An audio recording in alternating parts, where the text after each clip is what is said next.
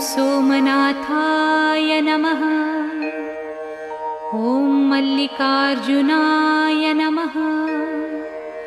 ॐ महाकालेश्वराय नमः। ॐ ओंकारेश्वराय नमः। ॐ वैद्यनाथाय नमः। ॐ भीमशंकराय नमः। ॐ रामेश्वराय नमः।